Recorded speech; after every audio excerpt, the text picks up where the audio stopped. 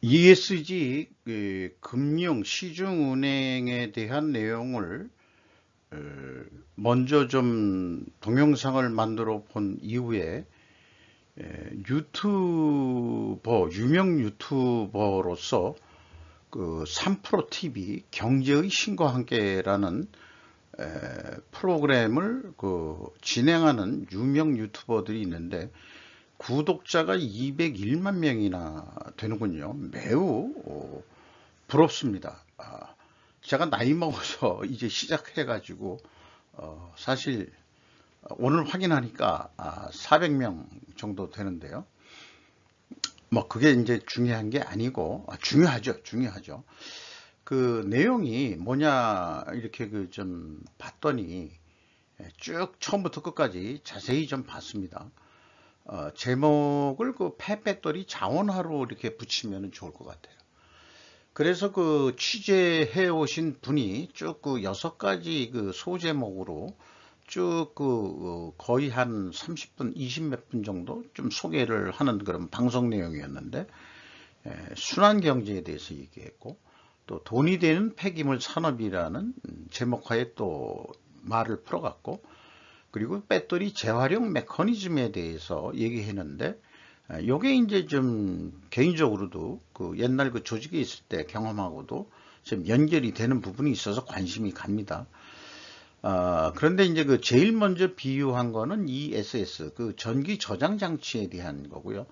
두 번째가 나온 게 이제 재련이라는 건데, 영어로 이제 리피논이라고 합니다만은, 화석에서 메탈로 지금 이 기초 자원이 좀 변하고 있는 중인 것 같다. 화석 연료에서. 뭐 그렇게 표현을 하고 있고, 그 다음에 이제 도시광산 얘기를 하고 있습니다. 이 도시광산 얘기를 하면은, 도시농업도 거론이 될 만 하겠어요. 식물이나 농업 분야에서는. 향후 농촌 지역에 노인네들도 있고, 실제 지금 뭐 농업의 현장에서 농업하는 게 농업회사들과 해가지고 땅 주인들이 다 맡겨서 하고 있지. 현재 생존하시는 옛날에 농업 인구 하시는 분들이 대부분 자제분들은 이제 도시로 나와서 생활하고 있고, 그 넓은 땅을 농사를 질 수가 없으니까 기계화를 했는데, 이제 나이가 들면 또 그것도 못하니까 대부분 뭐 임대차 계약을 해서 좀 하는 것 같은 그런 형태로 우리나라의 농업도 많이 변해가고 있는데, 아마 대기업들이 도시농업에 해서, 도시농업이라 그러면 건물 안에다가 수경재배 시설을 해서 말하자면 흙 없이 수경재배로 우리가 먹는 채소, 뭐 예를 들어서 상추를 재배해서 공급을 한다든지, 이런 것도 향후 기업들이 돈을 벌 수 있는 그런 산업으로 진출하지 않겠냐, 저는 그렇게까지 생각을 해봤습니다. 요건 곁들여서 말씀드린 거고, 배터리 재활용 관련 규제들에 대해서 조금 얘기를 했고, 그 다음에 이제 배터리 리스 사업에 주목하는 이유에 대해서 얘기를 했고요. 그 다음에 이제 배터리 재활용에 뛰어든 기업들이라고 해서 쭉 여러 회사들을 얘기했는데, 맥컬리를 제일 먼저 거론을 했습니다. 이 맥컬리 코리아가 있는데, 기업 공개한 지 얼마 안 되죠. 아직 사업 보고서가 나와 있지 않은 건데, 맥컬리라고 사회간접자본 투자로 사업을 하는 유명한 글로벌 회사로 저는 알고 있습니다. 배터리 3사가 이제 NG엔솔, 삼성 SDI, SK 이노베이션에서 또 자회사로 좀 나갔죠. 자회사 이름이 지금 기억이 안 납니다만은. 그리고 이제 재련 회사로서는 이제 고려 아이언이 이제 언급이 된 게 나와 있고, 중소기업 한 군데인데 지금 그게 어딘지는 기억이 없습니다. 뭐 중소기업형 재련 회사도 없는 것은 아니니까요. 그런데 이제 사항에 대해서도 이 관련 규제들이라는 데서도 이제 주목을 하게 되는데, 일반적으로 옛날에 말하자면 재활용을 위해서 뛰어들었던 사람들이 고물상이라는 이름으로 쭉 하고 있었죠. 그래서 땅을 가지고 있으면서 이 고물 수집하는 업자들이 가지고 있는 거를 중량을 달아서 이렇게 하는 그런 거고, 예를 들어서 전기차 말고 현재 세방전지라든지 다른 데서 나오는 자동차 배터리가 이제 납이 들어가는 배터리거든요. 이제 그런 거를 회수하는 것도 어떤 말하자면은 이 유통 회수 유통 구조가 정립화되어 있다기보다는 이런 분야들이 대부분 왕년의 업계들이나 깍두기들이 하는 그런 업종, 또 좀 지저분하고 또 그 다음에 힘들고 3D 업종 비슷한 거니까 그렇게 해서 많이들 안 했는데, 사실은 실속이 있고 떼부자가 되는 그런 거였죠. 그리고 이런 고물상을 하는 데서는 회계가 투명할 수가 없습니다. 그런데 이제 향후 이게 산업화된다면은 좀 투명화되고 이제 수면 위로 공개화가 되는 그런 업종으로 변해갈 거다. 이렇게 이제 이 규제들이 되지 않겠느냐.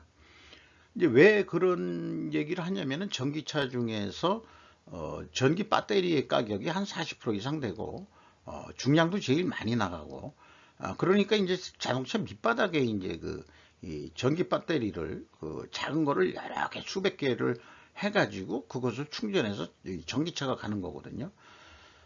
그래서 이제 더 아이디어가 나온 게 리스로 팔면은 자동차를 더 싸게, 전기차를 싸게 팔고 그 소유권을 리스를 해주는 자동차 완성차 메이커가 가질 수 있으니까 그 회수가 더 용이할 거다.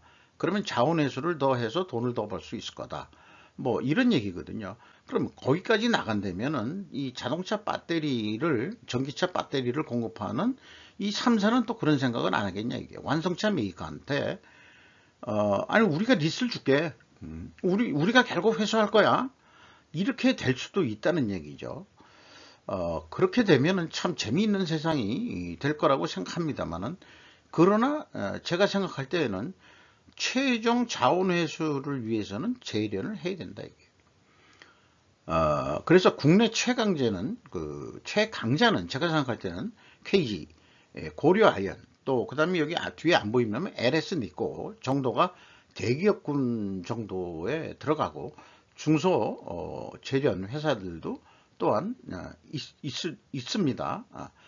그 메이커가 좀 재련회사 기억이 안 나서 그렇습니다만은, 그렇게 해서 지금 배터리가 자원화 될 거니까 전기차에 뭐 투자를 한다고 그러면 이걸 참고하시면 좋겠다 하는 그런 소개하신 분의 어떤 소개로 해서 이 동영상을 좀 보게 됐습니다. 그렇다면은 우리가 지금 ESG가 이제 이 관심사인데, 그 ESG에 대해서 이런 자원 재활용이라든가 폐배터리 처리라든가 이런 거에 대한 어떤 요구사항들이 뭐 없겠느냐 하면은 인프라스트럭처 섹터라는 부분에 들어와 있습니다. 맥컬리가 거기 들어와 있다는 것도 그래서 이해를 좀 하게 되는 것 같고, 이건 미국식 분류 기준입니다만은, 여기에 이제 여기 전기 유틸리티 및 발전기, 엔지니어링 및 이런 게 이제 인프라라고 돼 있고, 도로도 여기에 뭐 어디 좀 들어갈 거라고 생각해요. 건설 서비스 라든지 이렇게 생각이 됩니다. 우리 아파트는 이제 주택 건축 업체에 들어가고, 부동산에도 뭐 이게 인프라라고 지금 분류를 하고 있고, 여기에 이제 웨이스트 매니지먼트라고 해서 폐기물 관리라고 요구사항이 되어 있습니다. 폐 배터리를 염두에 두고서 한 건 아니고 광의적인 그런 관점에서의 웨이스트 매니지먼트, 폐기물 관리. 뭐 우리는 웨이스트를 쓰레기라고 이제 번역을 하고 있습니다만, 조금 좀 한자적인 용어로 써서 폐기물 이렇게 얘기를 하죠. 그 다음에 이제 수도시설 뭐 이런 거 당연히 이제 인프라에 들어가기 하겠습니다. 그래서 이번 시간에는 웨이스트 매니지먼트에 대한 주로 요구 사항을 조금 소개해 드리는 거로 그렇게 하겠습니다. 배터리 산업에 대해서 산업 설명을 하고 있는데, 요것은 화면을 정지해서 한번 천천히 읽어 보실 것을 좀 추천드립니다. 눈에 띄는 것은 이 폐기물을 수집, 저장, 처리, 재활용 또는 처리하는 회사다. 이런 이 공급 사슬, 역사슬이죠. 역으로 돌아오는 이 공급 사슬에 대한 얘기이기 때문에 이런 쪽에 돈벌이가 또 일자리가 또 나올 수 있을 것이다. 저는 또 개인적으로 그렇게 생각하고요. 뭐 생활형 고형 폐기물, 유해 폐기물, 그 다음에 재활용 가능 물질, 퇴비 및 유기 물질, 뭐 그러니까 다양하게 여러 산업에 대한 얘기를 다 어우르고 있습니다. 그래서 뭐 생활형 뭐 이런 것들은 보통 우리가 이제 동네 할머니 할아버지들이 리어커를 가지고 저기 폐지를 수집해서 고물상에 좀 팔고 하는 거를 우리는 종종 길거리에서 보게 되죠. 그리고 좀 안쓰럽다는 생각도 들어가는데, 이 강남에서 폐지를 수집하는 분들은 아예 자동차를 끌고 다니면서 한다. 이것도 레벨이 좀 강남 쪽은 좀 틀리다. 제가 살고 있는 동네에서는 이제 할아버지 할머니들, 젊은 사람들은 뭐 전혀 거의 안 하고요. 할아버지 할머니들이 이제 폐지를 주어서 생계형으로 하시는 그런 게 있습니다만은, 이런 폐기 수집 물류라고 다 이 포괄적으로 얘기를 하고 싶습니다만은, 이런 재활용 가능 물질에 대한 또 유해 폐기물, 이런 거에 대한 수집 내지는 처리하는 것이 미래 사회에는 크게 각광을 받고 또 돈이 되는 그런 것이라고 생각을 합니다. 최종적으로 이제 매립도 있겠죠. 매립이 있는데, 우리 서울시의 각종 생활 쓰레기를 지금 옛날엔 난지도에서 했는데 지금 인천 어디 가서 좀 묻고 있잖아요. 그러면 그거 다 묻은다면 또 이 천만 서울에서 나오는 또 경인지방에서 나오는 수많은 생활 폐기물들을 어디다 매립할 거냐. 이거 향후 한국의 아주 그냥 처치곤란한 문제일 수도 있다고 생각을 합니다. 그러니 우리는 생활 폐기물 발생이 적게 나오도록 물론 노력을 해야 되는 거겠죠. 플라스틱 같은 경우는 잘 회수가 되는 것 같습니다만은, 또 어떤 경우에는 우리나라는 습식 문화가 돼가지고 음식 폐기물, 음식 쓰레기, 이게 이제 각종 염분에다가 뭐 짜고 뭐 이런 것들로 해서 그거를 가가지고 나중에 중화시켜서 이제 뭐 또 사료화한다. 그쪽에 종사하시는 분들이 참 힘든 3D 업종으로 하고 계시고 그러는데, 이런 데에서도 이제 요구사항들이 나오고 있고, 산업화 쪽으로 가고 있다. 그렇게 좀 얘기를 하고 있는 거죠. 그리고 폐기물의 에너지화 작업은 별개의 산업 부분입니다. 해서 에너지 쪽에 좀 나오고 있는 거죠. 재생에너지 쪽. 그 다음에 이제 특정 업계 참여자는 대규모 산업 고객에게 환경 엔지니어링 및 컨설팅 서비스를 또 제공한다. 이런 계통도 폐기물 처리에 대해서 우리가 만들기만 바빴지 그걸 어떻게 처분하고 없애느냐에 대한 거가 미래 사회에 지구자원의 한계를 느끼면서 이런 게 좀 거론이 충분히 될 만하겠죠. 그래서 테이블 1에서 요구하는 걸 보면 온실가스 배출량에 대해서 1번, 2번, 3번 이런 요구사항에 대해서 정량적으로 중량으로 하고, 그 다음에 CO2 환산 양으로도 얘기하고 퍼센티지를 얘기를 해라. 그리고 구체적인 요구사항들은 이 코드에 나와 있습니다. 이 코드는 이게 전문적으로 하시는 분들이 학습해야 될 내용이고요. 오늘 이 시간에는 우리가 그냥 상식적으로 이런 것들이 폐기물 관리에 보고돼야 되는 그런 공식 표준이 될 것이다 라는 거죠. 그 다음에 총 매립가스 발생량, 플레어 비율, 그 다음에 에너지 사용 비율, 이런 것들이 뭐 MMBTU라는 그런 단위로서 공시를 해야 되고 거기도 퍼센테이지도 해라. 마찬가지로 별도의 코드가 있고요. 그 다음에 이제 스코프 1, 스코프 2 모르겠는데 스코프 1이 이제 직접 배출에 대한 및 거저 거기 및 전 과정 배출량 관리를 위한 장단기 전략 또는 계획에 대한 논의, 배출량 간축 목표 및 해당 목표에 대한 성과 분석, 이런 거를 협의하고 분석한 내용을 서술해서 보고를 해라. 그것도 막 하는 게 아니고 요건이 있다 이거죠. 그 코드별로 그 자세하게 요구하는 사항들을 기술해서 정량적이 아니더라도 그런 그 요구 사항의 순서를 지켜서 제대로 보고를 해라, 공시를 해라, 이런 얘기가 되겠습니다. 연속해서 플리트 퓨얼 매니지먼트라고 해서 그 플리트라는 게 이제 뭐 구글 번역 신세를 좀 졌는데 그 함대라고도 번역을 하고 국내에서 어떤 그 말하자면은 그 연료를 쓰는 그 비하이클 그 어떤 그런 단위들의 어떤 집합이라는 뜻의 그 플리트라는 뜻으로 저는 이해를 합니다. 소비된 차량 연료, 천연가스 비율, 재생 가능 비율 이런 거를 다 정량적으로 해라. 기가줄로라는 단위로 얘기하고 퍼센티지로 해라. 차량 내 대체 연료 차량의 비율 뭐 해가지고 또 이것도 퍼센테이지로 그것도 정량적으로 저기 해야 된다. 이렇게 이제 요구를 하고 있습니다. 테이블 2가 그 활동 지표인데요. 이 카테고리별 고객수, 또 시립, 상업, 산업, 주거, 그리고 기타 이렇게 대해서 얘기하고 있고 별도 노트 사항이 있습니다. 이거를 정량적으로 얘기하고 수치를 얘기해라.